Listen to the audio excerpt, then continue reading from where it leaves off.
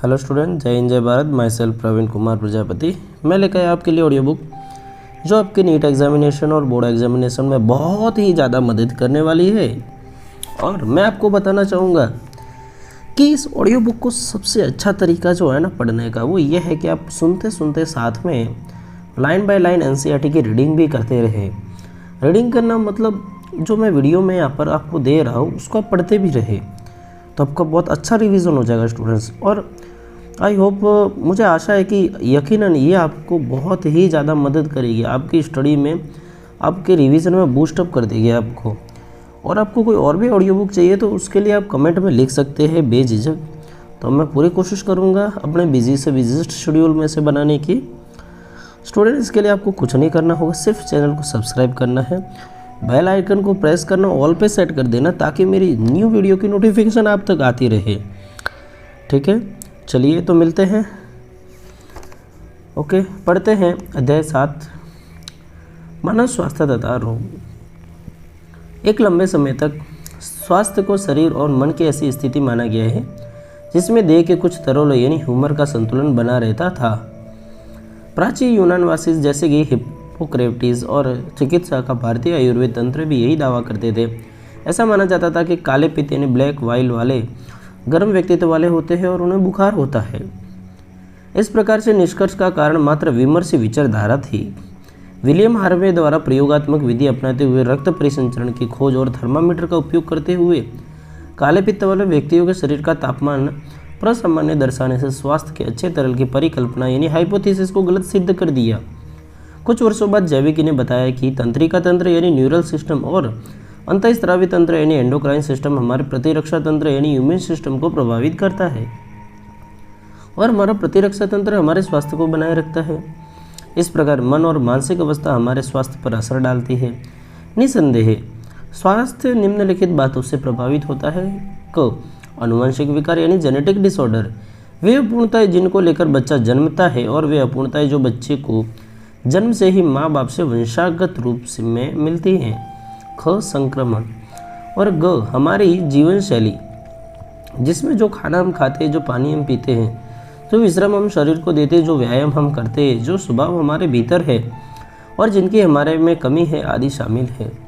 हम सभी स्वास्थ्य शब्द का प्रयोग धड़ल्ले से करते हैं। इसकी क्या परिभाषा है? स्वास्थ्य का अर्थ मात्र रोग की अनुपस्थिति अथवा शारीरिक स्वस्थता नहीं है। इसे पूर्ण रूपेण शारीरिक, मानसिक और सामाजिक स्वास्थ्य के रूप में परिभाषित किया जा सकता है। जब लोग स्वस्थ होते हैं तो वे कम से कम अधिक सक्षम होते हैं। इससे उत्पादकता बढ़ती है और आर्थिक संपन्नता आती है। स्वस्थ से लोगों का आयुकाल बढ़ता है और शिशु तथा मातृ मृत्यु दर में कमी होती है। अच्छा स्वास्थ्य बनाए रखने के लिए संतुलित आहार, व्यक्तिगत स्वच्छता और नियमित व्यायाम बहुत महत्वपूर्ण होता है। शारीरिक और मानसिक स्वास्थ्य पाने के लिए अति प्राचीन काल से योग का अभ्यास किया जा रहा है। रोग और शरीर के विभिन्न प्रकारों पर उनके प्रभाव के बारे में जागरूकता, संक्रामक रोगों के प्रति टीकाकरण, प्रतिरक्षीकरण, अपशिष्टों यानी वेस्ट का समुचित निपटान, रोगवाहकों यानी वेक्टर्स का नियंत्रण एवं खाने और पानी के संसाधनों का स्वच्छ रख रखाव अच्छे स्वास्थ्य के लिए आवश्यक है। जब शरीर के एक या अधिक अंगों या तंत्रों के प्रकारों पर प्रतिकूल प्रभाव पड़ता है और विभिन्न चिन्ह और लक्षण प्रकट होते हैं तो हम कहते हैं कि हम स्वस्थ नहीं हैं, अर्थात हमें रोग हो गया है। रोगों को मोटे तौर पर संक्रामक और असंक्रामक समूह में बांटा जा सकता है। जो रोग एक व्यक्ति से दूसरे व्यक्ति में आसानी से संचारित हो सकते हैं उन्हें संक्रामक रोग कहते हैं। संक्रामक रोग बहुत आम और हम सभी कभी न कभी इसके शिकार हुए हैं। कुछ संक्रामक रोग जैसे एड्स घातक होते हैं। असंक्रामक रोगों में कैंसर मृत्यु का प्रमुख कारण है। नशीले पदार्थों यानी ड्रग और अल्कोहल का कुप्रयोग भी हमारे स्वास्थ्य पर प्रतिकूल प्रभाव डालता है। 7.1 मानव में सामान्य रोग। अनेकानेक जीव जिसमें जीवाणु यानी बैक्टीरिया, विषाणु यानी वायरस, कवक यानी फंजाई, प्रोटोजोन, कृमि, हेलमिंथ्स आदि शामिल है। मनुष्यों में रोग पैदा करते हैं। ऐसे रोगकारक जीवों को रोगजनक यानी पैथोजन कहते हैं। इसलिए अधिकांश परजीवी यानी पैरासाइट रोगजनक है क्योंकि ये परपोष यानी होस्ट के भीतर या उसके ऊपर रहकर उसे क्षति या हानि पहुंचाते हैं। रोगजनक हमारे शरीर में कई तरह से प्रवेश कर सकते हैं एवं अपनी संख्या में वृद्धि कर हमारी सामान्य अत्यावश्यक क्रियाओं में बाधा पहुंचाते हैं। फलस्वरूप आकृतिक यानी मॉर्फोलॉजिकल और प्रकार्यात्मक क्षति होती है। रोगजनकों के लिए आवश्यक है कि वे परपोषी के भीतर भीतरी वातावरण के अनुसार अपने को अनुकूलित कर ले। उदाहरण के लिए जो रोगजनक आंत्र में प्रवेश करते हैं उनमें आमाशय यानी स्टमक के निम्न पीएच में जीवित रहने और विभिन्न पाचक एंजाइमों को प्रतिरोध करने की क्षमता होनी चाहिए। रोगजनक जीवों के भिन्न भिन्न वर्गों के कुछ निरूपकों और उनसे होने वाले रोगों के बारे में यहाँ चर्चा करेंगे। उन रोगों के प्रति निरोधक और नियंत्रित उपायों के बारे में भी संक्षेप में बताएंगे। साल्मोनेला टाइफी एक रोगजनक जीवाणु है जिससे मानव में टाइफाइड यानी ज्वर होता है। यह रोगजनक आमतौर से संदूषित कंटामिनेटेड भोजन और पानी द्वारा छोटी आंत में घुस जाता है और वहां से रक्त द्वारा शरीर के अन्य अंगों में पहुंच जाता है। इस रोग के कुछ सामान्य लक्षण हैं: लगातार उच्च ज्वर 39 डिग्री सेंटीग्रेड से 40 सेंटीग्रेड, कमजोरी, आमाशय में पीड़ा, कब्ज, सिरदर्द और भूख न लगना आदि आदि। गंभीर मामलों में आंत्र में छेद और मृत्यु भी हो सकती है। टाइफाइड ज्वर की पुष्टि विडाल परीक्षण से हो सकती है। आयुर्विज्ञान में एक चिर प्रतिष्ठित मामला मैरी मेलोन यानी उपनाम टाइफाइड मैरी का है, जिसका यहाँ उल्लेख करना सटीक है। वह पेशेसी रसोइया थी और जो खाना वह बनाती थी उसके द्वारा वर्षों तक टाइफाइड वाहक के रूप में टाइफाइड फैलाती रही। स्ट्रेप्टोकोकस न्यूमोनी और हीमोफिलस इन्फ्लुएंजी जैसे जीवाणु मानव में न्यूमोनिया रोग के लिए उत्तरदायी है।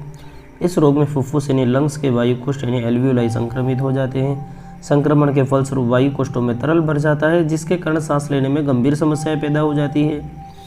ज्वर, ठिठुरन, खांसी और सिरदर्द आदि निमोनिया के लक्षण हैं।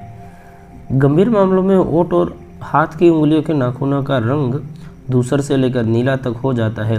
स्वस्थ मनुष्य को संक्रमण किसी संक्रमित व्यक्ति द्वारा छोड़े गए बिंदु को यानी ड्रॉपलेट्स अथवा एरोसोल यानी सांस द्वारा अंदर लेने से या संक्रमित व्यक्ति के गिलास या बर्तन इस्तेमाल करने से भी हो जाता है। मानव में होने वाले कुछ अन्य जीवाणुवीय रोग है अतिसार, पेचिस यानी डाइसेंट्री, प्लेग और डिप्थीरिया आदि। बहुत से विषाणु भी मानव में रोग का कारक होते हैं। विषाणुओं का ऐसा ही एक समूह नासा विषाणुओं यानी राइनो वायरस का है, जो मानव में सबसे ज़्यादा संक्रामक रोग सामान्य जुकाम फैलाता है। ये नाक श्वसन पथ को संक्रमित करते हैं लेकिन फेफड़ों को नहीं। सामान्य जुकाम प्रतिशय के अभिलक्षण है नासीय संकुचितता, नेजल कंजेशन और आंत्रस्राव, कंठदाह, स्वर अक्षरता अर्थात फटी आवाज़, खांसी, सिर दर्द, थकावट आदि, जो प्रायः 3 से 7 दिन तक रहते हैं। संक्रमित व्यक्ति की खांसी तथा छींकों से निकले बिंदुक जब स्वस्थ व्यक्ति द्वारा सांस लेने पर अंदर जाते हैं अथवा पेन, किताबों, प्यालों, दरवाजे की मूठों, कंप्यूटरों के कीबोर्ड या माउस जैसे संदूषित हुई वस्तुओं के संपर्क में आता है तो उसे भी संक्रमण हो जाता है। मानव में कुछ रोग प्रोटोजोआ से भी होते हैं। आपने मलेरिया के बारे में सुना होगा, एक ऐसा रोग जिससे मनुष्य कई सालों से लड़ता आ रहा है। प्लेज्मोडियम नामक एक बहुत ही छोटा सा प्रोटोजोन इस रोग के लिए उत्तरदायी है। प्लेज्मोडियम की विभिन्न जातियाँ प्लेज्मोडियम वाइवेक्स, प्लेज्मोडियम मैलेरियाई, प्लेज्मोडियम फैल्सीपेरम विभिन्न प्रकार के मलेरिया के लिए उत्तरदायी है। इनमें से प्लेज्मोडियम फैल्सीपेरम द्वारा होने वाला दुर्दम यानी मैलिगनेंट सबसे गंभीर और यह घातक भी हो सकता है। आप चित्र देख सकते हैं, बड़ा ही सुंदर सा प्यारा सा चित्र दिया है इन लोगों ने। 7.1 प्लेज्मोडियम के जीवन चक्र में अवस्थाएं दी है। आइए प्लेज्मोडियम के जीवन चक्र पर एक निगाह डालते हैं। चित्र 7.1 जब संक्रमित मादा एनाफिलीज मानव को काटती है तो प्लेज्मोडियम जीवाणुज यानी स्पोरोजोइड्स के रूप में मानव शरीर में घुस जाते हैं। जीवाणु संक्रामक रूप है। प्रारंभ में परजीवी यकृत में अपनी संख्या बढ़ाते रहते हैं और फिर लाल रुधिर कणिकाओं पर आक्रमण करते हैं, जिससे लाल कणिकाएं फट जाती है। लाल रक्त कणिकाओं के फटने के साथ ही एक अविषालु टॉक्सिक पदार्थ हीमोजोइन निकलता है, जो ठिठुरन और प्रत्येक 3 से 4 दिन के अंतराल से आने वाले उच्च आवर्ती ज्वर के लिए उत्तरदायी है। जब मादा एनाफिलिस मच्छर किसी संक्रमित व्यक्ति को काटती है तब परजीवी उसके शरीर में प्रवेश कर जाते हैं और उनका आगे का परिवर्धन वहाँ होता है। ये परजीवी मच्छर में बहुसंख्यात्मक रूप से बढ़ते रहते हैं और जीवाणुज बन जाते हैं, जो उसकी लार ग्रंथियों में जमा हो जाते हैं। जब यह मच्छर किसी मानव को काटता है तो जीवाणुज उसके शरीर में प्रवेश कर जाते हैं और इस प्रकार ऊपर वर्णित घटना आरंभ हो जाती है। ये दिलचस्प बात है कि मलेरिया परजीवी को अपना जीवन चक्र चित्र 7.2 पूरा करने के लिए मनुष्य और मच्छर 2 परपोषियों की जरूरत पड़ती है। यहाँ मादा एनाफिलीज रोगवाहक अर्थात रोग का संचरण करने वाली भी है। मानव के बृहद आंत्र में पाई जाने वाले एंटमीबा हिस्टोलिटिका नामक प्रोटोजोन परजीवी से अमीबता यानी एमीबियासिस या अमीबी अतिसार होता है। कोष्ठबद्धता यानी कब्ज, उदरीय पीड़ा और ऐंठन, अत्यधिक श्लेष्मल और रक्त के थक्के वाला मल इस रोग के लक्षण हैं। घरेलू मक्खियाँ इस रोग की शारीरिक वाहक है और परजीवी को संक्रमित व्यक्ति के मल से खाद्य और खाद्य पदार्थों तक से लेकर उन्हें संदूषित कर देती है। मल पदार्थ द्वारा संदूषित पेयजल और खाद्य पदार्थ संक्रमण के प्रमुख स्रोत है। सामान्य गोल कृमि एस्कारिस और फाइलेरिया कृमि वुचुरेरिया कुछ ऐसे कृमि हैं जो मनुष्य के लिए रोगजनक है। आंतर परजीवी एस्कारिस से एस्केरिस्ता यानी एस्केरिएसिस नामक रोग होता है। आंतरिक रक्तस्राव, पेशीय पीड़ा, ज्वर, अरक्तता और आंत्र का अवरोध इस रोग के लक्षण हैं। इस परजीवी के अंडे संक्रमित व्यक्ति के मल के साथ बाहर निकल आते हैं और मिट्टी, जल, पौधों आदि को संदूषित कर देते हैं। स्वस्थ व्यक्ति में यह संक्रमण संदूषित पानी, शाक सब्जियों, फलों आदि के सेवन से हो जाता है। वुचुरेरिया यानी ब्रैंकोफ्टाई और वुचुरेरिया मेलाई ऐसे फाइलेरिया कृमि हैं जिनके कारण अंगों में प्रायः अर्धपादकी लसिका वाहिकों यानी लिम्फेटिक वेसल्स में धीरे धीरे बढ़ने वाला दीर्घकालिक शोथ हो जाता है। ये कृमि इन अंगों में कई वर्षों तक रहते हैं। ये रोग हस्तीपाद यानी हाथी पाँव या श्लीपद यानी एलिफेंशिएसिस अथवा फाइलेरिया या फाइलेरिएसिस कहलाता है। चित्र 7.2। जननिक अंग भी अक्सर इस रोग से प्रभावित हो जाते हैं और इसकी वजह से बड़ी भारी विरूपताएं आ जाती है। रोगवाहक मादा मच्छर जब किसी स्वस्थ व्यक्ति को काटती है तो रोगजनक उस व्यक्ति के शरीर में संचारित हो जाता है। माइक्रोस्पोरम, ट्राइकोफाइटन, एपिडर्मोफाइटन आदि वंश यानी जेनेरा के अन्य कवक दाद यानी रिंगवर्म के लिए उत्तरदायी है। यह संक्रामक रोग मनुष्य में बहुत ही सामान्य है। शरीर के विभिन्न भागों जैसे त्वचा, नाखून और सिरोवल्क यानी स्कैल्प पर सूखी शल्की विक्षतियाँ स्केली लीजन इस रोग के प्रमुख लक्षण हैं। इन विक्षतियों में तेज खुजली होती है। उष्मा और नमी इन कवकों को त्वचा के वलनों यानी फोल्ड जैसे कि क्रोइन अथवा अंगुलियों के बीच पनपने में मदद करती है। आमतौर पर मिट्टी से या संक्रमित व्यक्तियों के लिए तौलिए, कपड़े या कंगे तक का प्रयोग करने से हो जाता है। अनेक संक्रामक रोगों के निरोध और नियंत्रण के लिए व्यक्तिगत तथा जन स्वच्छता बनाए रखना बहुत महत्वपूर्ण है। व्यक्तिगत स्वच्छता में से शरीर को साफ रखना, पीने के पानी के लिए साफ पानी, खाना, शाक सब्जियों, फल आदि का सेवन शामिल है। जन स्वास्थ्य में अपशिष्ट पदार्थ और मलमूत्र उत्सर्ग यानी एक्सक्रीटा का समुचित निपटान, जलाशयों, कुंडों, पुल और मल कुंडों, सेसपूल्स और तालाबों की समय समय पर सफाई और विसंक्रमण तथा जन खाद्यपान प्रबंध में स्वच्छता के मानक का पालन करना है।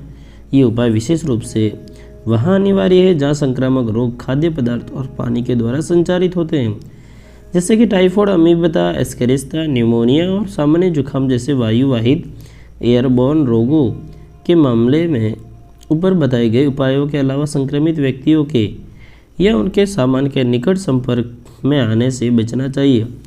कीट रोगवाहकों के द्वारा संचारित होने वाले मलेरिया और फाइलेरिया जैसे रोगों के लिए सबसे महत्वपूर्ण उपाय रोगवाहकों और उनके प्रजनन यानी ब्रीडिंग की जगहों का नियंत्रण या उन्हें खत्म कर देना है।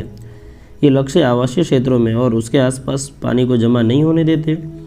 घरेलू शीतल यंत्रों, कूलर की नियमित सफाई, मच्छरदानी का प्रयोग, मच्छर के डिंबकों यानी लार्वा को खाने वाली गम्बूसिया जैसी मछलियाँ डालने, खाइयों, जल निकास क्षेत्रों और अनुभव यानी दलदलों, स्वप्न आदि में कीटनाशकों के छिड़काव से जा सकता है।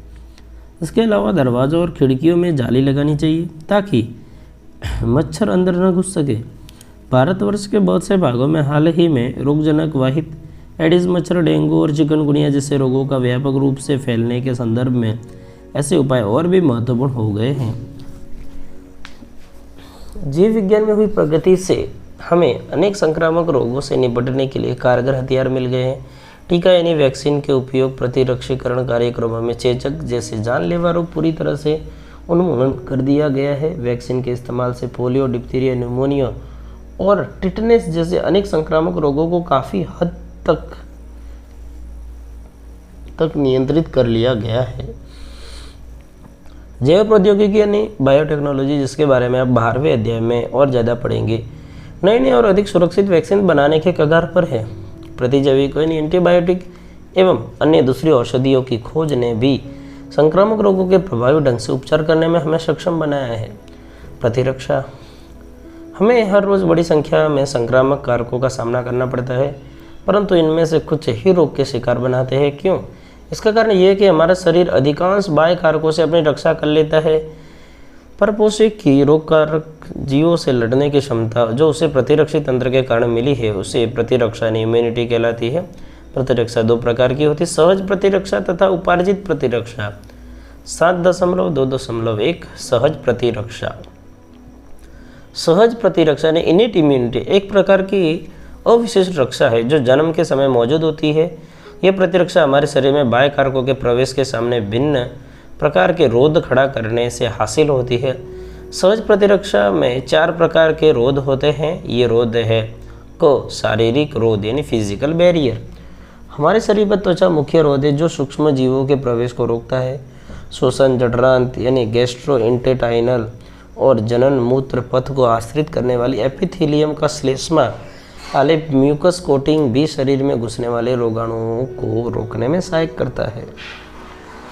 कायिकीय रोध यानी फिजियोलॉजिकल बैरियर। आमाशय में अम्ल, मुंह में लार, आंखों के आंसू, ये सभी रोगाणुीय वृद्धि को रोकते हैं। कोशिकीय रोध यानी सेल्यूलर बैरियर। हमारे शरीर के रक्त में बहुरूप केंद्रक श्वेताणु यानी उदासीन रंजनी, PMNL यानी न्यूट्रोफिलस जैसे कुछ प्रकार के श्वेताणु और एक केंद्रकाणु मोनोसाइट तथा प्राकृतिक मारक लिम्फोसाइट के प्रकार एवं ऊतकों में वृहद भक्षकाणु यानी मैक्रोफेजेस रोगाणुओं का भक्षण करते हैं और नष्ट करते हैं। साइटोकाइनिन रोध। विषाणु संक्रमित कोशिका इंटरफेरॉन नामक प्रोटीनों का स्त्रवण करती है जो असंक्रमित कोशिकाओं को और आगे विषाणु संक्रमण से बचाती है। 7.2.2 उपार्जित प्रतिरक्षा यानी एक्वायर्ड इम्यूनिटी।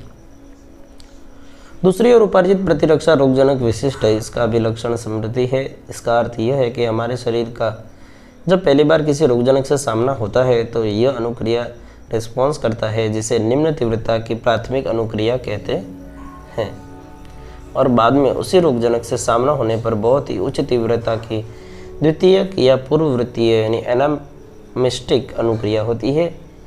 इसका कारण यह तथ्य है कि हमारे शरीर को प्रथम मुठभेड़ की स्मृति है। प्राथमिक और द्वितीय प्रतिरक्षा अनुक्रिया हमारे शरीर के रक्त में मौजूद 2 विशेष प्रकार के लसीकाणुओं द्वारा होती है। ये है बी लसीकाणु और टी लसीकाणु। रोगजनकों की अनुक्रिया में बी लसीकाणु हमारे रक्त में प्रोटीनों की सेना उत्पन्न करते हैं ताकि वे रोगजनकों से लड़ सके। ये प्रोटीनें प्रतिरक्षी यानी एंटीबायोटिक्स कहलाती है। टी कोशिकाएं खुद तो प्रतिरक्षियों का स्त्रवण नहीं करती है, लेकिन प्रोटीन उत्पन्न करने में बी कोशिकाओं की सहायता करती है। प्रत्येक प्रतिरक्षी अणु में 4 पेप्टाइड श्रृंखलाएं होती है, 2 छोटी जो लघु श्रृंखलाएं कहलाती है और 2 बड़ी जो दीर्घ श्रृंखलाएं कहलाती है। इसलिए प्रतिरक्षी को H2L2 के रूप में दर्शाया जाता है। हमारे शरीर में विभिन्न प्रकार के प्रतिरक्षी उत्पन्न किए जा सकते हैं, जिनमें से है IgA, IgM, IgE और Ig। कुछ उदाहरण है। एक प्रतिरक्षी का कार्टून ऊपर दिया गया है, चित्र 7.1। ठीक है, कार्टून देख लेते हैं। ये रहा हमारा कार्टून, कितना अच्छा है। प्रतिजन बंधक स्थल, लघु श्रृंखला, दीर्घ श्रृंखला, क्या बात है। चलिए आगे बढ़ते हैं। ये प्रतिरक्षी रक्त में पाई जाती है, इसलिए इन्हें तरल प्रतिरक्षा अनुक्रिया यानी ह्यूमरल इम्यून रिस्पॉन्स कहा जाता है। ये 2 प्रकार की प्रतिरक्षा माध्यित उपार्जित प्रतिरक्षा अनुक्रियाओं में से एक है। दूसरे प्रकार की अनुक्रिया कोशिका माध्यित प्रतिरक्षा अनुक्रिया या कोशिका माध्यित प्रतिरक्षा यानी CMI सेल मेडिएटेड इम्यूनिटी कहलाती है। टी लसीकाणु CMI का माध्यम बनाते हैं। जब हृदय, नेत्रवृक्क, यकृत जैसे अंग संतोषजनक रूप से काम करना बंद कर देते हैं तो एकमात्र उपचार प्रतिरोपण होता है, जिससे रोगी सामान्य जीवन जी सके। किसी उपयुक्त दाता की तब तलाश शुरू होती है। ऐसा क्यों कि प्रतिरोपण के लिए हर किसी दाता के अंग नहीं लगाए जा सकते हैं। वह क्या है जिसकी जांच डॉक्टर करते हैं। किसी भी स्रोत पशु अन्य प्राइमेट या किसी भी मानव का निरोग में ग्राफ्ट नहीं लगाया जा सकता, क्योंकि वे देर सवेर नकार दिए जाएंगे। कोई भी निरोग प्रतिरोप लेने से पहले ऊतक मिलान और रक्त मिलान अत्यावश्यक है, और इसके बाद भी रोगी को अपने शेष जीवन भर प्रतिरक्षा निरोधक यानी इम्यूनो सप्रेसेंट लेने पड़ते हैं। शरीर स्वयं और पर में भेद करने में सक्षम है और कोशिका माध्यित प्रतिरक्षा अनुक्रिया निरोग को अस्वीकृत करने के लिए उत्तरदायी है। सक्रिय और निष्क्रिय प्रतिरक्षा। जब परपोषी प्रतिजन यानी एंटीजेंस का सामना करता है तो उसके शरीर में प्रतिरक्षी पैदा होते हैं। प्रतिजन जीवित या मृत रोगाणु या अन्य प्रोटीनों के रूप में हो सकते हैं। इस प्रकार की प्रतिरक्षा सक्रिय प्रतिरक्षा यानी एक्टिव इम्यूनिटी कहलाती है। सक्रिय प्रतिरक्षा धीमी होती है और अपनी पूरी प्रभावशाली अनुक्रिया प्रदर्शित करने में समय लेती है। प्रतिरक्षीकरण इम्यूनोनाइजेशन के दौरान जानबूझकर रोगाणुओं का टीका देने अथवा प्राकृतिक संक्रमण के दौरान संक्रामक जीवों का शरीर में पहुंचना सक्रिय प्रतिरक्षा को प्रेरित करता है। जब शरीर की रक्षा के लिए बने प्रतिरक्षी सीधे ही शरीर को दिए जाते हैं तो वे निष्क्रिय प्रतिरक्षा यानी पैसिव इम्यूनिटी कहलाती है। क्या आप जानते हैं कि हाल ही में जन्मे शिशु के लिए माँ का दूध क्यों बहुत ही आवश्यक माना जाता है? दुग्ध स्रावण यानी लैक्टेशन के प्रारंभिक दिनों के दौरान माँ द्वारा स्रावित पीले से तरल पीयूष कोलोस्ट्रम में प्रतिरक्षी IgA की प्रचुरता होती है जो शिशु की रक्षा करता है। सगर्भता यानी प्रेगनेंसी के दौरान भ्रूण को भी अपरा यानी प्लेसेंटा द्वारा माँ से कुछ प्रतिरक्षी मिलते हैं। ये निष्क्रिय प्रतिरक्षा के कुछ उदाहरण हैं। 7.2.4 टीकाकरण और प्रतिरक्षीकरण। प्रतिरक्षीकरण या टीकाकरण का सिद्धांत प्रतिरक्षा तंत्र के स्मृति के गुण पर आधारित है। टीकाकरण में रोगजनक या निष्क्रियत दुर्बलीकृत रोगजनक यानी टीका की प्रतिजनी प्रोटीनों को निर्मित शरीर में प्रवेश कराई जाती है। इन प्रतिजनों के विरुद्ध शरीर में उत्पन्न प्रतिरक्षियाँ वास्तविक संक्रमण के दौरान रोगजनित कारकों को निष्प्रभावी बना देती है।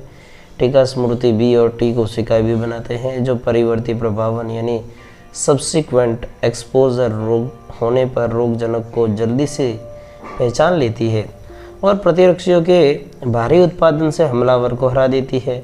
अगर व्यक्ति किन्हीं ऐसे घातक रोगाणु से संक्रमित होता है जिसके लिए फौरन प्रतिरक्षों की आवश्यकता है, जैसा कि टिटनेस में प्रभावकारी निष्पादित प्रतिरक्षियों या अति आवेश एंटीटॉक्सिन एक ऐसी निर्मित जिसमें आवेश के लिए प्रतिरक्षियाँ होती है को टीके के रूप में सीधे ही दिए जाने की जरूरत है। सांप के काटे जाने के मामले में भी रोगी को जो सुई लगाई जाती है उसमें सर्प जीविश यानी वेनम के विरुद्ध निष्पादित प्रतिरक्षा होती है। इस प्रकार का प्रतिरक्षीकरण निष्क्रिय प्रतिरक्षीकरण कहलाता है। पुनर्योगित DNA यानी रिकॉम्बिनेंट DNA प्रौद्योगिकी से जीवाणु या खमीर यीस्ट में रोगजनक की प्रतिजनी पॉलीपेप्टाइड का उत्पादन होने लगा है। इस विधि से टीकों का बड़े पैमाने पर उत्पादन होने लगा है, इसलिए प्रतिरक्षीकरण हेतु उन टीकों की उपलब्धता खूब बड़ी है जिससे खमीर से बनने वाला यकृत शोध बी टीका। 7.2.5 एलर्जी। आपके साथ कितनी बार ऐसा हुआ कि आप किसी नई जगह और बिना किसी स्पष्ट कारण के छींकना और घरघराहट के साथ सांस लेना शुरू करते हैं और जब आप उस जगह से लौट आते हैं तो आपके लक्षण गायब हो जाते हैं। हम में से कुछ लोग पर्यावरण में मौजूद कुछ कणों के प्रति संवेदनशील होते हैं। उपर्युक्त अभिक्रिया पराग चिचड़ी यानी माइट आदि के प्रति एलर्जी के कारण हो सकती है जो भिन्न भिन्न जगहों पर भिन्न भिन्न हो सकते हैं। पर्यावरण में मौजूद कुछ प्रतिजनों के प्रति प्रतिरक्षा तंत्र की अतिरंजित अनुक्रिया एलर्जी कहलाती है। ऐसे पदार्थ जिनके प्रति ऐसी प्रतिरक्षित अनुक्रिया होती है एलर्जन कहलाते हैं। इनके प्रति बनने वाली प्रतिरक्षियाँ IgE प्रकार की होती है। एलर्जन के सामान्य उदाहरण है धूल में चिचड़ी, पराग प्राणी, लघुशल्क यानी डायडर आदि। एलर्जी अनुक्रियाओं के लक्षणों में छींकना, पनीली आंखें, बहती नाक, सांस लेने में कठिनाई शामिल है। एलर्जी मास्ट कोशिकाओं से हिस्टामिन और सीरोटोनिन जैसे रसायनों के निकलने के कारण होती है। एलर्जी का कारण जानने के लिए रोगी को संभावित एलर्जनों की बहुत ही थोड़ी सी मात्रा टीके द्वारा दी जाती है और प्रतिक्रिया का अध्ययन किया जाता है। प्रतिहिस्टामिन, एड्रेनालिन और स्टीरॉयड जैसी औषधियों के प्रयोग से एलर्जी के लक्षण जल्दी घट जाते हैं, लेकिन आधुनिक जीवन शैली के फलस्वरूप लोगों में प्रतिरक्षा घटी है और एलर्जनों के प्रति संवेदनशीलता बढ़ी है। भारतवर्ष के महानगरों के अधिकाधिक बच्चे पर्यावरण के प्रति संवेदनशीलता के कारण एलर्जी और दमा यानी अस्थमा से पीड़ित रहते हैं। इसका कारण बच्चों के प्रारंभिक जीवन काल में उन्हें बहुत रक्षित पर्यावरण में रखना हो सकता है। 7.2.6 स्व प्रतिरक्षा। उच्चतर कशेरुकियों में विकसित स्मृति आधारित उपार्जित प्रतिरक्षा अपनी कोशिकाओं और विजातीय जीवों जैसे रोगाणुओं के बीच भेद कर सकने की क्षमता पर आधारित है। भेद कर सकने की क्षमता का आधार क्या है, यह हमें अभी भी पता नहीं चला है। फिर भी इस बारे में दो उपसिद्धांतों को समझना होगा। पहला, उच्चतर कशेरुकी विजातीय अणुओं और विजातीय जीवों को भी पहचान सकते हैं। प्रयोगात्मक प्रतिरक्षा विज्ञान इस संबंध में जानकारी देता है। दूसरा, कभी कभी आनुवंशिक और अज्ञात कारणों से शरीर अपनी ही कोशिकाओं पर हमला कर देता है। इसके फलस्वरूप शरीर को क्षति पहुंचती है और यह स्व प्रतिरक्षा रोग कहलाता है। हमारे समाज में बहुत से लोग आम बाती यानी संधिशोथ रूमेटॉइड आर्थराइटिस से प्रभावित हैं, जो एक स्व प्रतिरक्षा रोग है। 7.2.7 यानी 7.2.7 शरीर में प्रतिरक्षा तंत्र। मानव प्रतिरक्षा तंत्र में लसीकाभ अंग यानी लिम्फॉइड ऑर्गन्स, ऊतक कोशिकाएं और घुलनशील अणु जैसा कि प्रतिरक्षी शामिल है। जैसा कि आप पढ़ चुके हैं, प्रतिरक्षा तंत्र इस मायने में बेजोड़ है कि यह विजातीय प्रतिजनों को पहचानता है, इसके प्रति अनुक्रिया करता है और इन्हें याद रखता है। प्रतिरक्षा तंत्र एलर्जी प्रतिक्रियाओं, स्व प्रतिरक्षा रोगों और अंतः प्रतिरूपण में महत्वपूर्ण भूमिका निभाता है। लसीकाभ अंग ये ही वे अंग है जिनमें लसीकाणुओं की उत्पत्ति और परिपक्वन यानी मैचुरेशन और प्रचुरोद्भवन यानी प्रोलिफरेशन होता है। अस्थि मज्जा यानी बोन मैरो और थाइमस जैसे प्राथमिक लसीकाभ अंग है जहां अपरिपक्व लसाणु प्रतिजन संवेदनशील लसीकाणुओं में विभेदित होते हैं। परिपक्वन के बाद लसीकाणु प्लीहा यानी स्प्लीन, लसिका ग्रंथियों, टॉन्सिलों, क्षुद्रांत के पैर पेचों और परिशेषिका यानी अपेंडिक्स जैसे द्वितीयक अंगों में चले जाते हैं। द्वितीयक लसीकाभ अंग ऐसे स्थान है जहां लसीकाणुओं की प्रतिजन के साथ पारस्परिक क्रिया होती है। द्वितीयक लसीकाभ ऐसे स्थान है जहां लसीकाणुओं की प्रतिजन के साथ पारस्परिक क्रिया होती है, जो बाद में प्रचुर संख्या में उत्पन्न होकर प्रभावी कोशिकाएं बन जाते हैं। मानव शरीर में विभिन्न लसीकाभ अंगों की स्थिति चित्र 7.5 में दर्शित है। चित्र आप देख लीजिए, चित्र 7.5 यहाँ पे दिया लसिका ग्रंथियाँ, ये देख लीजिए, और ये है थाइमस, फिर इसके बाद दिया है प्लीहा वाहिकाएं। ठीक है, चलिए आगे बढ़ते हैं। अस्थि मज्जा मुख्य लसीकाभ अंग है जहाँ लसीकाणुओं समेत सभी रुधिर कोशिकाएं उत्पन्न होती है। थाइमस एक सपाली यानी लोब्ड अंग है जो हृदय के पास उरोस्थि के नीचे स्थित है। जन्म के समय थाइमस काफ़ी बड़ा होता है, लेकिन बढ़ती उम्र के साथ आकार में घटता रहता है और यौवनावस्था आने पर यह बहुत छोटे आकार का रह जाता है। अस्थि मज्जा और थाइमस दोनों ही टी लसीकाणुओं के परिवर्धन और परिपक्वन के लिए सूक्ष्म पर्यावरण मुहैया कराते हैं। प्लीहा सेम के आकार का बड़ा अंग है। इसमें मुख्य रूप से लसीकाणु और भक्षकाणु होते हैं। ये रुधिर में पैदा होने वाले सूक्ष्म जीवों को फांस कर रुधिर निस्यंदक यानी फिल्टर के रूप में काम करते हैं। प्लीहा में लाल रक्त कणिकाओं का बड़ा भंडार होता है। लसिका ग्रंथियाँ छोटी ठोस संरचनाएं होती है जो लसिका तंत्र पर भिन्न भिन्न स्थलों पर स्थित है, जो सूक्ष्म या दूसरे प्रतिजन लसिका और ऊतक तरल में आ जाते हैं। लसिका ग्रंथियाँ उन्हें फांस लेती है। लसिका ग्रंथियों में फंसे प्रतिजन वहाँ मौजूद लसीकाणुओं के संक्रियण और प्रतिरक्षा अनुक्रिया के लिए उत्तरदायी हैं। प्रमुख पथों श्वसन, पाचन और जनन मूत्र के आस्तरों यानी लाइनिंग के भीतर लसीकाभ ऊतक स्थित है, जो श्लेष्म संबंध लसीकाभ ऊतक यानी MALT mucosal associated lymphoid tissue कहलाते हैं। यह मानव शरीर के लसीकाभ ऊतक का लगभग 50% है। 7.3 यानी 7.3 एड्स सब उपार्जित प्रतिरक्षा न्यूनता संलक्षण एड्स एक्वायर्ड इम्यूनोडिफिशियंसी सिंड्रोम के लिए प्रयुक्त होता है। इसका अर्थ है प्रतिरक्षा तंत्र की न्यूनता जो व्यक्ति के जीवन काल में उपार्जित होती है और जो इस बात का संकेत है कि यह न्यूनता कोई जन्मजात रोग नहीं है। एड्स का सबसे पहले 1981 में पता चला और जो लगभग पिछले 25 वर्षों में सारे विश्व में फैल गया है। इस रोग के 2,50,00,000 लोगों की मृत्यु हो चुकी है। चित्र आप देख लीजिए। पश्च विषाणु यानी रेट्रोवायरस की प्रतिकृति दी गई। एड्स एक विषाणु रोग है जो मानव में प्रतिरक्षा न्यूनता विषाणु यानी HIV ह्यूमन इम्यूनोडिफिशियंसी वायरस के कारण होता है। HIV विषाणुओं के उस समूह में आता है जिसे पश्च विषाणु यानी रेट्रोवायरस कहते हैं, जिनमें RNA जीनोम को ढकने वाला आवरण होता है। चित्र 7.6। आमतौर पर HIV का संक्रमण निम्नलिखित से होता है। संक्रमण व्यक्ति के यौन संपर्क से, संदूषित रक्त और रुधिर उत्पादनों के आदान से, ग संक्रमित सुइयों के साझा प्रयोग से जैसा कि अंतःशिरा यानी इंट्रावेनस द्वारा ड्रग का कुप्रयोग करने वालों के मामलों में, और घ संक्रमित मां से अपरा द्वारा उनके बच्चों में। इसलिए जिन लोगों में संक्रमण होने की बहुत ज़्यादा खतरा है वे ऐसे व्यक्ति जो अनेक से मैथुन करते हैं, मादक द्रव्य व्यसनी जो अंतःशिरा द्वारा ड्रग लेते हैं, ऐसे व्यक्ति जिन्हें बार बार रक्त आदान की जरूरत होती है, और संक्रमित मां से जन्मे बच्चे। क्या आपको मालूम है कि लोगों को बार बार रक्त आदान की आवश्यकता कब होती है? यहाँ पर यह ध्यान देना महत्वपूर्ण है कि HIV एड्स केवल छूने या शरीर के संपर्क में आने से नहीं फैलता, ये केवल शरीर में स्रावित द्रवों से फैलता है। इसलिए यह भी महत्वपूर्ण है कि शारीरिक एवं मनोवैज्ञानिक स्वस्थता के लिए आवश्यक है कि HIV एड्स प्रभावित व्यक्ति को परिवार से या समाज से अलग थलग न किया जाए। पता लगाइए कि और ऐसी परिस्थितियों की सूची बनाइए। संक्रमण होने और एड्स के लक्षण प्रकट होने के बीच हमेशा अंतराल होता है। यह अवधि कुछ महीनों से लेकर कई वर्षों 5 से 10 वर्ष की हो सकती है। व्यक्ति के शरीर में आ जाने के बाद विषाणु यानी वह बृहद मैक्रोफेज में प्रवेश करता है, जहां उसका RNA जीनोम विलोम ट्रांसक्रिप्टेज प्रकीर्ण यानी रिवर्स ट्रांसक्रिप्टेज एंजाइम की सहायता से प्रतिकृति यानी रेप्लिकेशन द्वारा विषाणुवीय DNA बनाता है। ये विषाणुवीय DNA परपोषी कोशिका के DNA में समाविष्ट होकर संक्रमित कोशिकाओं को विषाणु कण पैदा करने का निर्देश देता है। बृहद भक्षकाणु विषाणु उत्पन्न करना जारी रखते हैं और इस तरह एक HIV फैक्ट्री की तरह काम करते हैं।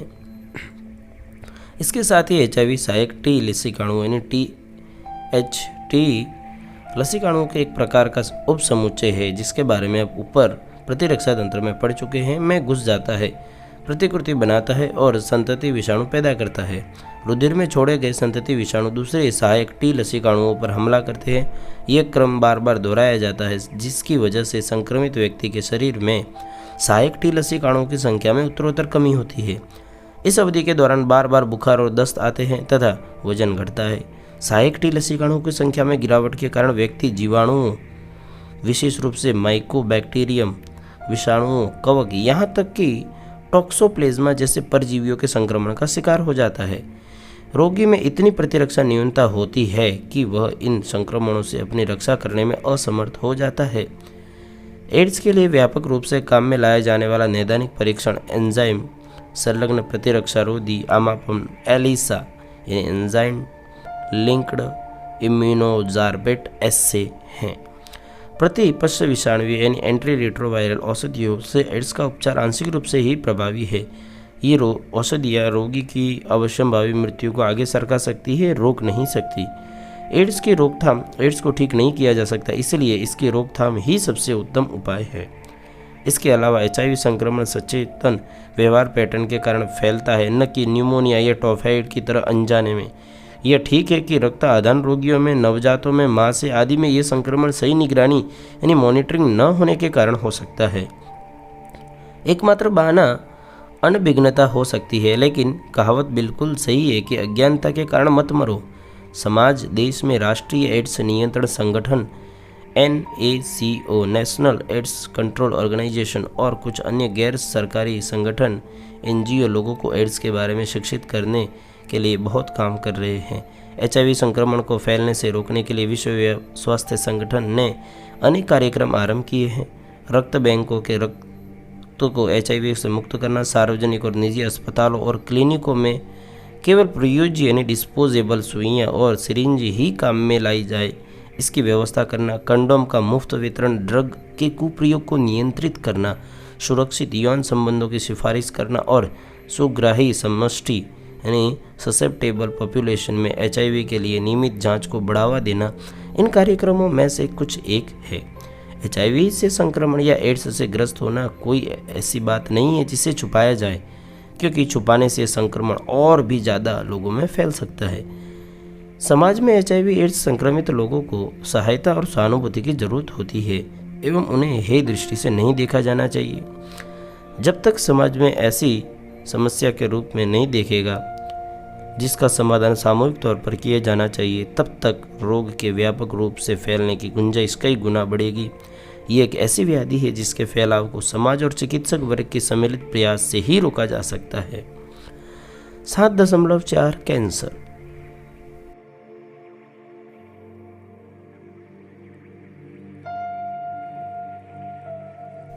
और आसपास के सामान्य ऊतकों पर हमला करके उन्हें क्षति पहुंचाती है। अर्बुद कोशिकाएं सक्रियता से विभाजित और वर्धित होती हैं, जिससे वे अत्यावश्यक पोषकों के लिए सामान्य कोशिकाओं से स्पर्धा करती है और उन्हें भूखा मारती है। ऐसे अर्बुदों से उतरी हुई कोशिकाएं रक्त द्वारा दूर दराज स्थलों तक पहुंच जाती है और जहाँ भी ये जाती है नए अर्बुद बनाना प्रारंभ कर देती है। मेटास्टेसिस कहलाने वाला यह गुण दुर्दम अर्बुदों का सबसे डरावना है। कैंसर के कारण प्रसामान्य कोशिकाओं का कैंसरी नवद्रव्य कोशिकाओं में रूपांतरण को प्रेरित करने वाले कारक भौतिक, रासायनिक अथवा जैविक हो सकते हैं। वे कारक कैंसरजन कहलाते हैं। एक्स किरण और गामा किरणें जैसे आयनकारी विकिरण और पराबैंगनी जैसे अनायनकारी विकिरण डीएनए को क्षति पहुंचाते हैं, जिससे नवद्रव्य रूपांतरण होता है। तंबाकू के धुएं में मौजूद रासायनिक कैंसरजन फेफड़ों के कैंसर के मुख्य कारण है। कैंसर उत्पन्न करने वाले विषाणु यानी अर्बुदीय विषाणु ऑन्कोजेनिक वायरस कहलाते हैं। इनमें जो जीन होते हैं उन्हें विषाणुवीय अर्बुद जीन यानी वायरल ऑन्कोजीन कहते हैं। इसके अलावा प्रसामान्य कोशिकाओं में कई जीनों का पता चला है जिन्हें कुछ विशेष परिस्थितियों में सक्रिय किए जाने पर वे कोशिकाओं का कैंसर जनित रूपांतरण कर देते हैं। ये जीन कोशिकीय अर्बुद जीन यानी सेल्यूलर ऑन्कोजीन सी आंक या आदि अर्बुद जीन यानी प्रोटो ऑन्कोजीन कहलाते हैं। कैंसर अभिज्ञान और निदान कैंसरों का शुरू से ही पता लगाना बहुत ही आवश्यक है, क्योंकि ऐसा होने पर कई मामलों में इस रोग का सफलतापूर्वक उपचार किया जा सकता है। कैंसर अभिज्ञान ऊतकों की जीवति परीक्षा यानी बायोप्सी और ऊतक विकृति यानी हिस्टोपैथोलॉजिकल अध्ययनों तथा बढ़ती कोशिका गणना के लिए रुधिर तथा अस्थि मज्जा परीक्षण पर आधारित है, जैसा कि अधिश्वेत रक्तता यानी ल्यूकेमिया के मामले में होता है। जीवति परीक्षा में जिस ऊतक पर शक होता है उसका एक टुकड़ा लेकर पतल यानी छेदे में काट कर अभिरंजित करके रोगी विज्ञानी द्वारा जांचा जाता है।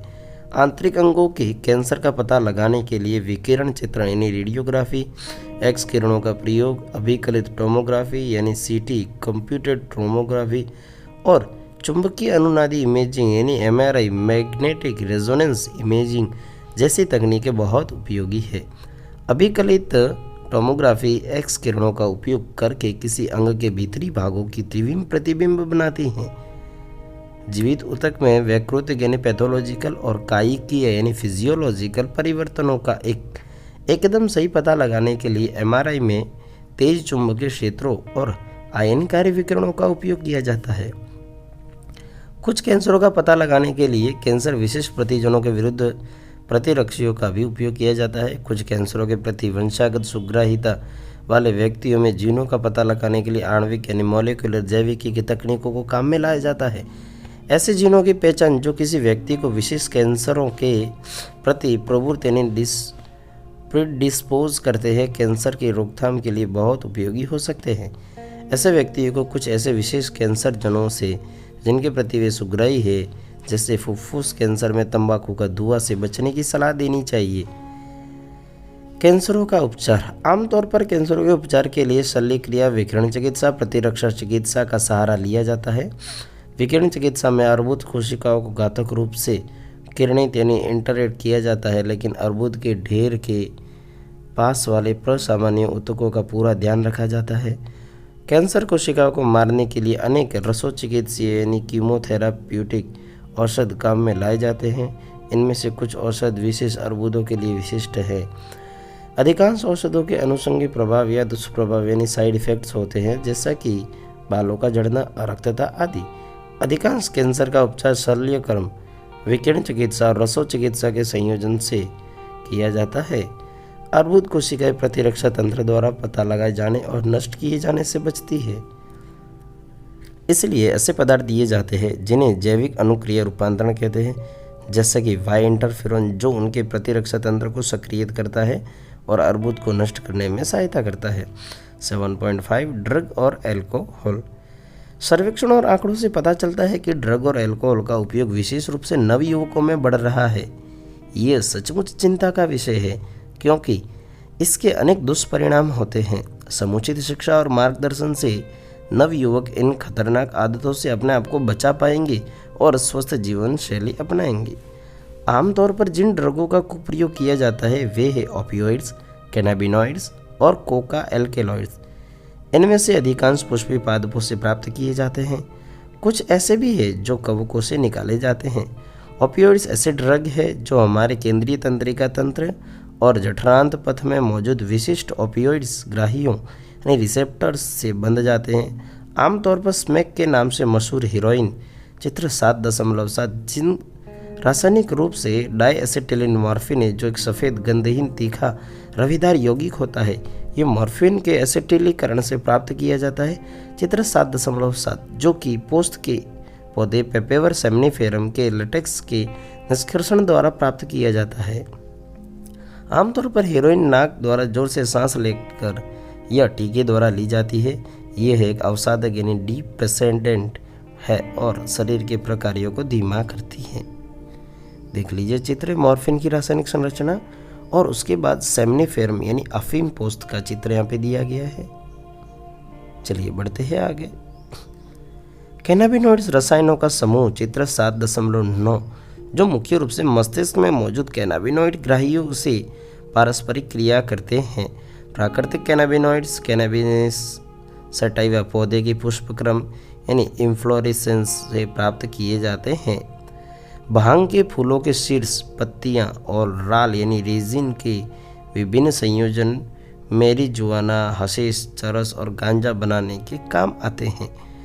आमतौर पर अंतःश्वसन और मुंह द्वारा खाए जाने वाले मादक द्रव्य ड्रग शरीर के हृदय वाहिका तंत्र यानी कार्डियोवैस्कुलर सिस्टम को प्रभावित करते हैं। कोका एल्केलॉइड या कोकिन कोका पादप एरिथ्रोजाइलम कोका से प्राप्त किया जाता है, जो कि मूल रूप से दक्षिण अमेरिका का पौधा है। ये तंत्रिका प्रेषक यानी न्यूरोट्रांसमीटर डोपामिन के परिवहन में बाधा डालती है। कोकीन, जिसे आमतौर से कोक या क्रैक कहा जाता है, प्रायः जोर से श्वास द्वारा अंदर खींची जाती है। इसका केंद्रीय तंत्रिका तंत्र पर जोरदार उद्दीपक यानी स्टिमुलेटिंग असर पड़ता है, जिससे सूखाभास यानी यूफोरिया और ऊर्जा में वृद्धि की अनुभूति होती है। कोकेन की अत्यधिक मात्रा से विभ्रम यानी हेलुसिनेशन हो जाता है। अन्य प्रसिद्ध पादप जिनमें विभ्रम पैदा करने का गुण है एट्रोफा बेलेडोना और धतूरा है। चित्र 7.11। आजकल कुछ खिलाड़ी भी कैनाबिनॉइडों का दुरुपयोग करते हैं। बर्बिट्यूरेट, एम्फेटामिन और बेंजोडाइजेपिन जैसे ड्रग और इन जैसे अन्य ड्रग जो अवसाद यानी डिप्रेशन और अनिद्रा यानी इंसोम्निया जैसे मानसिक व्याधि से ग्रस्त रोगियों की सहायता के लिए सामान्यतया औषधियों के रूप में काम में लाए जाते हैं।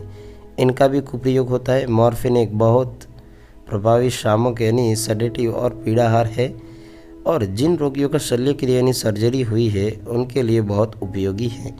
विभ्रमी गुण वाले अनेक पादपों, फलों, बीजों का विश्व भर में लोक औषधि, धार्मिक उत्सवों और अनुष्ठानों में सैकड़ों वर्षों से उपयोग हो रहा है। जब ये औषधियाँ चिकित्सा के बजाय दूसरे उद्देश्य से ली जाती है तो इतनी बार ली जाती है कि व्यक्ति के शारीरिक, कायिक अथवा मनोवैज्ञानिक प्रकारों को गड़बड़ा देती हैं, तो ये ड्रगों का कुप्रयोग बन जाता है। धूम्रपान से इन तीव्र ड्रगों के सेवन का रास्ता खुल जाता है। तंबाकू का प्रयोग मानव 400 वर्षों से भी अधिक समय से करता आ रहा है। तंबाकू यानी धूम्रपान पिया जाता है, चबाया जाता है या सूंघा यानी सूंघनी लेना जाता है। तंबाकू में बहुत से रासायनिक पदार्थ होते हैं जिनमें एक एल्केलॉइड निकोटीन शामिल है। निकोटीन अधिवृक्क ग्रंथि यानी एड्रिनल ग्लैंड को उद्दीपित करती है, जिससे एड्रिनलिन और नॉरएड्रेनालिन रक्त परिसंचरण में मोचित होती है अर्थात छोड़ी जाती है। ये दोनों रक्तचाप और हृदय स्पंदन दर बढ़ाती हैं। धूम्रपान फुफ्फुस, मूत्राशय और गले के कैंसर, श्वसनी शोथ, ब्रोंकाइटिस, वात स्फीति यानी एम्फीसीमा, हृदय रोग, जठर व्रण, गैस्ट्रिक अल्सर से संबद्ध है। तंबाकू चबाना मुख कोटर के कैंसर के खतरे को बढ़ा देता है। धूम्रपान से रक्त में कार्बन मोनोऑक्साइड की मात्रा बढ़ जाती है और हिम आबद्ध को ऑक्सीजन की सांद्रता घट जाती है। इससे शरीर में ऑक्सीजन की कमी हो जाती है। जब व्यक्ति सिगरेट के पैकेट खरीदता है तो यह नहीं हो सकता कि उसकी निगाह पैकेट पर छपी उस वैधानिक यानी कानूनी चेतावनी पर न पड़े, जो कि धूम्रपान से आगाह करती है और बताती है ये किस प्रकार स्वास्थ्य के लिए हानिकारक है। आजकल फिर युवाओं और वृद्धों दोनों में धूम्रपान का खूब चलन है। धूम्रपान और तंबाकू चबाने के खतरे में इसकी लत पड़ जाने वाली प्रवृत्ति को देखते हुए युवा और वृद्ध दोनों को इसकी आदत से बचना चाहिए। किसी भी लत से छुटकारा पाने के लिए परामर्श तथा चिकित्सीय सहायता की आवश्यकता होती है। 7.5.1 किशोरावस्था और ड्रग एल्कोहल कुप्रयोग।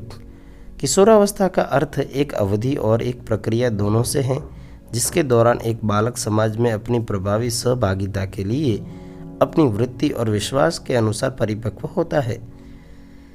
12 से 18 वर्ष की आयु की अवधि को किशोरावस्था माना जा सकता है। दूसरे शब्दों में किशोरावस्था बचपन और प्रौढ़ता को जोड़ने वाला पुल है। किशोरावस्था के साथ साथ उनमें अनेक जीव विज्ञान और व्यवहारात्मक परिवर्तन आते हैं। इस प्रकार किशोरावस्था किसी व्यक्ति का मानसिक और मनोवैज्ञानिक विकास का बहुत ही नाजुक समय है। जिज्ञासा, जोखिम उठाने और उत्तेजना के प्रति आकर्षण और प्रयोग करने की इच्छा ऐसा सामान्य कारण है जो किशोरों को ड्रग तथा अल्कोहल के लिए अभिप्रेरित करते हैं। बच्चे की प्राकृतिक जिज्ञासा उसे प्रयोग के लिए अभिप्रेरित करती है। ड्रग और अल्कोहल के प्रभाव को फायदे के रूप में देखने से समस्या और भी जटिल हो जाती है।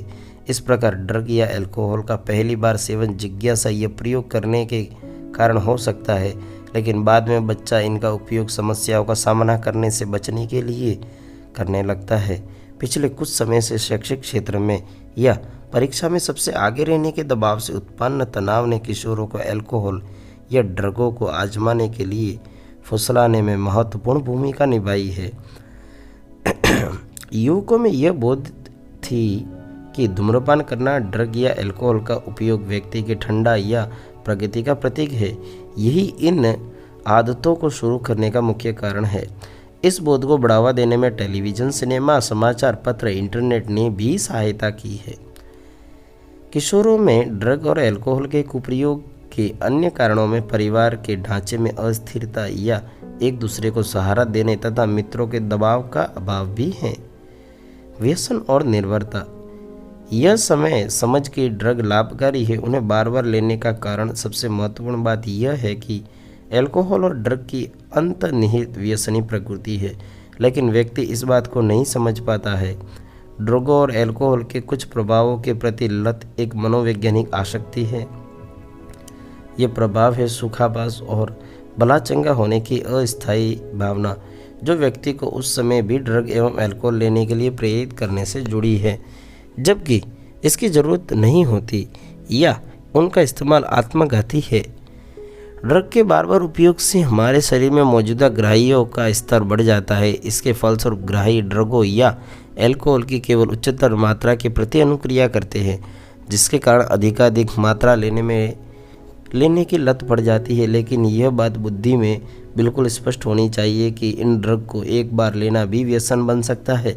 इस प्रकार ड्रग और अल्कोहल की व्यसनी शक्ति उन्हें इस्तेमाल करने वाले या वाली को एक दोषपूर्ण चक्र में घसीट लेते हैं, जिससे इनका नियमित सेवन यानी कुप्रयोग करने लगते हैं और इस चक्र से बाहर निकलना उनके बस में नहीं रहता। किसी मार्गदर्शन या परामर्श के अभाव में व्यक्ति व्यसनी यानी लती बन जाता है और उनके ऊपर आश्रित होने लगता है। निर्भरता शरीर की वृत्ति है जो ड्रग अल्कोहल की नियमित मात्रा अचानक बंद कर दिए जाने पर अभिलाक्षणिक और अप्रिय विनिवर्तन संलक्षण यानी विड्रॉल सिंड्रोम के रूप में व्यक्त होती है। इसके अभिलक्षण है चिंता, कंपन, मिचली और पसीना आना, जिनसे ड्रग अल्कोहल का इस्तेमाल फिर से चालू कर दिए जाने पर छुटकारा मिल जाता है। कुछ मामले में विनिवर्तन संलक्षण गंभीर हो सकता है और जीवन के लिए खतरनाक भी तथा व्यक्ति को चिकित्सीय देखरेख की आवश्यकता पड़ सकती है। निर्भरता के कारण रोगी अपनी आवश्यकताओं की पूर्ति के लिए पर्याप्त धन पाने के लिए तमाम सामाजिक मानदंडों पर ताक पर रख देता है। इनसे अनेक सामाजिक समायोजन संबंधी समस्या उत्पन्न हो जाती है। 7.5.3 ड्रग अल्कोहल कुप्रयोग के प्रभाव। ड्रग और अल्कोहल के तात्कालिक प्रतिकूल प्रभाव अंधाधुंध व्यवहार, बर्बरता और हिंसा के रूप में व्यक्त होते हैं। ड्रगों की अत्यधिक मात्रा से श्वसन पात यानी रेस्पिरेटरी फेलियर, हृदयपात यानी हार्ट फेलियर, प्रमस्तिष्क रक्तस्राव यानी सेरेब्रल हेमरेज के कारण समूर्छा, कोमा या मृत्यु हो सकती है। ड्रगों का संयोजन या अल्कोहल के साथ उनके सेवन का आमतौर पर यह परिणाम अति मात्रा होती है। युवा में ड्रग और अल्कोहल दुष्प्रयोग के सबसे सामान्य लक्षण शैक्षिक क्षेत्र में प्रदर्शन में कमी, बिना किसी स्पष्ट कारण के स्कूल या कॉलेज में अनुपस्थिति, व्यक्तिगत स्वच्छता की रुचि में कमी, विनिवर्तन, एकाकीपन, अवसाद, थकावट, आक्रमणशील और विद्रोही व्यवहार, परिवार और मित्रों से बिगड़ते संबंध, शौक की रुचि में कमी, सोने और खाने की आदतों में परिवर्तन, भूख और वजन में घट-बढ़ आदि ड्रग अल्कोहल के कुप्रयोग के दूरगामी परिणाम भी हो सकते हैं। अगर कुप्रयोगकर्ता को ड्रग अल्कोहल खरीदने के लिए पैसे नहीं मिले तो वह चोरी का सहारा ले सकता है या ले सकती है। ये प्रतिकूल प्रभाव केवल ड्रग अल्कोहल का सेवन करने वाले एक सीमित नहीं रहता। कभी कभी ड्रग अल्कोहल आदि का अपने परिवार या मित्र आदि के लिए भी मानसिक और आर्थिक कष्ट का कारण बन सकता है। जो अंतःशिरा द्वारा सुई और सिरिंज से सीधे ही शिरा में इंजेक्शन ड्रग लेते हैं, उनको एड्स और यकृत जैसे शरीर गंभीर संक्रमण होने की संभावना अधिक होती है। इन रोगों के विषाणु संक्रमित सुई और सिरिंज के साझा प्रयोग से एक व्यक्ति से दूसरे व्यक्ति में स्थानांतरित हो जाते हैं। एड्स और यकृत दोनों ही संक्रमण यानी चिरकारी संक्रमण है और अंततः घातक होते हैं। एड्स पति या पत्नी द्वारा मैथुन से स्थानांतरित होता है, जबकि यकृत संक्रमित रुधिर द्वारा स्थानांतरित होता है। किशोरावस्था के दौरान अल्कोहल के सेवन का दीर्घकालिक प्रभाव भी हो सकता है। इससे प्रौढ़ावस्था में बहुत अधिक पीने की लत लग जा सकती है।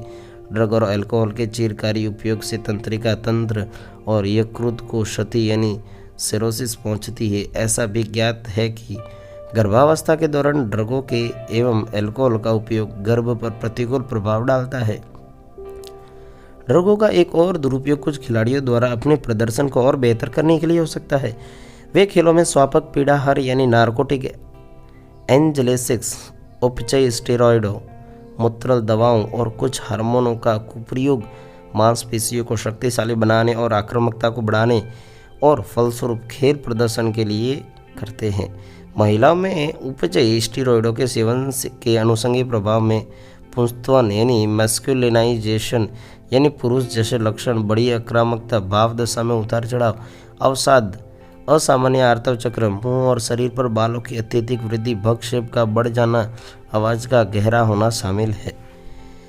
पुरुषों में मुहासे, बड़ी आक्रामकता, भाव दशा में उतार चढ़ाव, अवसाद, वृषणों के आकार का घटना, शुक्राणु उत्पादन में कमी, यकृत और वृक्क की संभावित दुष्क्रियता यानी डिस्फंक्शन, वक्ष यानी स्तन का बढ़ना, समय पूर्व गंजापन, प्रोस्टेट ग्रंथि का बढ़ना शामिल हैं।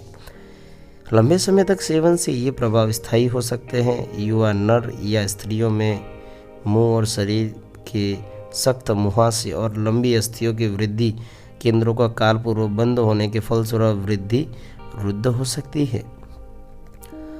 7.5.4 रोकथाम और नियंत्रण। पुरानी कहावत चिकित्सा से रोकथाम यानी बचाव अच्छी है, यहाँ पर भी खरी बैठती है। यह भी सच है कि धूम्रपान, ड्रग या अल्कोहल के सेवन की आदतें पड़ने की संभावना छोटी उम्र में ज़्यादातर किशोरावस्था के दौरान अधिक होती है। ऐसी परिस्थितियों की पहचान करना सबसे उत्तम है जो किशोर को अल्कोहल या ड्रग के सेवन की ओर धकेलती है, ताकि समय रहते उसके चिकित्सीय उपाय किए जा सके। इस मामले में माता पिता और अध्यापकों का विशेष उत्तरदायित्व है। ऐसा लालन पालन जिसमें पालन पोषण का स्तर ऊंचा हो और सुसंगत अनुशासन हो, अल्कोहल, ड्रग, तंबाकू के कुप्रयोग का खतरा कम कर देता है। यहाँ दिए गए कुछ उपाय किशोरों में अल्कोहल, ड्रग के कुप्रयोग की रोकथाम तथा नियंत्रण में विशेष रूप से कारगर होंगे। आवश्यक समकक्षी दबाव से बचे। प्रत्येक बच्चे की अपनी पसंद और अपना व्यक्तित्व होता है जिसका सम्मान और जिसे प्रोत्साहन करना चाहिए, चाहे मामला अध्ययन, खेलकूद या अन्य गतिविधियों का हो। बालक को उसकी अवसीमा यानी थ्रेशोल्ड से अधिक करने के लिए अनावश्यक दबाव नहीं डालना चाहिए। ख, शिक्षा और परामर्श। समस्या और दबावों का सामना करने और निराशाओं तथा असफलताओं को जीवन का एक हिस्सा समझकर स्वीकार करने की शिक्षा एवं परामर्श उन्हें देना चाहिए। यह भी उचित होगा कि बालक की ऊर्जा को खेल कूद, पढ़ाई, संगीत, योग और पाठ्यक्रम के अलावा दूसरी स्वस्थ गतिविधियों की दिशा में भी लगाना चाहिए। ग, माता पिता और समकक्षियों से सहायता लेना। माता पिता और समकक्षियों से फौरन मदद लेनी चाहिए ताकि वे उचित मार्गदर्शन कर सके। निकट और विश्वसनीय मित्रों से भी सलाह लेनी चाहिए। युवाओं की समस्याओं को सुलझाने के लिए समुचित सलाह से उन्हें अपनी चिंता और अपराध भावना को अभिव्यक्त करने में सहायता मिलेगी। घ, संकट के संकेतों को देखना। सावधान माता पिता और अध्यापकों को चाहिए कि ऊपर बताए गए खतरे के संकेतों पर ध्यान दें और उन्हें पहचानें। मित्रों को भी चाहिए कि अगर वे परिचित को ड्रग या अल्कोहल लेते हुए देखें तो वे उस व्यक्ति के भले के लिए माता पिता या अध्यापक को बताने में हिचकिचाए नहीं। इसके बाद बीमारी को पहचानने और उसके पीछे छुपे कारणों का पता लगाने के लिए उचित उपाय करने होंगे। इससे समुचित चिकित्सीय उपाय आरंभ करने में सहायता मिलेगी। ड, व्यावसायिक और चिकित्सा सहायता लेना। जो व्यक्ति दुर्भाग्यवश ड्रग अल्कोहल के कुप्रयोग रूपी दलदल में फंस गया है, उसकी सहायता के लिए उच्च योग्यता प्राप्त मनोवैज्ञानिकों, मनोरोग वैज्ञानिकों और उपलब्ध व्यसन छुड़ाने तथा पुनर्स्थापना कार्यक्रमों हेतु काफ़ी सहायता उपलब्ध है। ऐसी सहायता से प्रभावित व्यक्ति पर्याप्त प्रयासों और इच्छा शक्ति द्वारा इस समस्या से पूरी तरह छुटकारा पा सकता है और पूर्ण रूपेण प्रसामान्य और स्वस्थ जीवन जी सकता है। सारांश। स्वास्थ्य केवल रोग की अनुपस्थिति नहीं, यह संपूर्ण शारीरिक, मानसिक, सामाजिक और मनोवैज्ञानिक स्वास्थ्य की स्थिति है। टाइफाइड, हैजा, निमोनिया, त्वचा का कवकीय संक्रमण, मलेरिया और आदि कई रोग मानव के लिए कष्ट के प्रमुख कारण हैं। रोगवाहक द्वारा होने वाले रोग जैसे मलेरिया, विशेष रूप से प्लाज्मोडियम फैल्सिपेरम से होने वाला मलेरिया का यदि उपचार नहीं किया जाए तो प्राणघातक सिद्ध हो सकता है। व्यक्तिगत स्वच्छता के अलावा अपशिष्ट का समुचित निपटान, पीने के पानी को प्रदूषण रहित बनाना, मच्छर जैसे रोगवाहकों का नियंत्रण और प्रतिरक्षीकरण इन रोगों की रोकथाम करने में बहुत सहायक है। जब हमें रोग कारक यानी एजेंटों का खतरा होता है तो हमारा प्रतिरक्षा तंत्र इन रोगों की रोकथाम में महत्वपूर्ण भूमिका निभाता है। हमारे शरीर के जन्मजात रक्षा तंत्र जैसे कि त्वचा, श्लेष्म, मल, झिल्लियाँ, हमारे आंसू में मौजूद रोगाणु रोधी पदार्थ, लार और भक्षाणु, कोशिकाएं आदि रोगाणुओं को हमारे शरीर में प्रवेश करने से रोकने में सहायता देती है। अगर रोगाणु हमारे शरीर में प्रवेश करने में सफल हो जाते हैं तो विशिष्ट प्रतिरक्षी यानी तरल प्रतिरक्षा अनुक्रिया और कोशिका यानी कोशिका माधित प्रतिरक्षा अनुक्रिया इन रोगाणुओं को मार देती है। प्रतिरक्षा तंत्र की स्मृति होती है। उसी रोगाणु का पुनः खतरा होने पर प्रतिरक्षा अनुक्रिया तेज और अधिक तीव्र होती है। टीकाकरण और प्रतिरक्षीकरण से होने वाली रक्षा का यही आधार है। अन्य रोगों में एड्स और कैंसर के विश्व भर में बहुत मौतें होती है। मानव प्रतिरक्षा न्यूनता विषाणु HIV से होने वाला एड्स घातक होता है, लेकिन अगर कुछ सावधानियां बरती जाए तो इसकी रोकथाम हो सकती है। अगर जल्दी पता लगा लिया जाए और समुचित चिकित्सीय उपाय अपनाए जाए तो कई कैंसर ठीक हो जाते हैं। हाल ही में युवकों और किशोरों में ड्रग तथा अल्कोहल का कुप्रयोग चिंता का दूसरा कारण बन गया है। अल्कोहल और ड्रगों की व्यसनी प्रकृति और उनसे समझे जाने वाले लाभ जैसे कि तनाव से आराम के कारण समकक्षी दबाव, परीक्षा संबंधी और प्रतियोगिता संबंधित तनावों से सामना होने पर व्यक्ति इन ड्रग अल्कोहल के सेवन का प्रयास कर सकता है। ऐसा करने पर उन्हें इनकी लत पड़ सकती है। इनके हानिकारक प्रभावों के बारे में बताना और परामर्श देना तथा तुरंत व्यावसायिक और चिकित्सा सहायता लेने से व्यक्ति इन बुराइयों से पूरी तरह मुक्त हो सकता है। स्टूडेंट, हमारी नई NCERT का चैप्टर नंबर 7 हम लोगों ने पूरी तरह से यहाँ पर सुन लिया है, अच्छे से समझ भी लिया है। आशा है इस ऑडियो बुक ने आपकी बहुत मदद की होगी। तो जाते जाते आप चैनल को सब्सक्राइब करना ना भूलें और उन स्टूडेंट्स को भी भेजें जिनको इनकी सख्त ज़रूरत है, क्योंकि नीट एग्ज़ाम और हमारी 12वीं बोर्ड एग्ज़ाम में बायोलॉजी की ये जो बुक है वो बहुत ही इम्पोर्टेंट यानी आवश्यक होती है। मिलते हैं अगली ऑडियो बुक में। तब तक के लिए जय हिंद, जय भारत।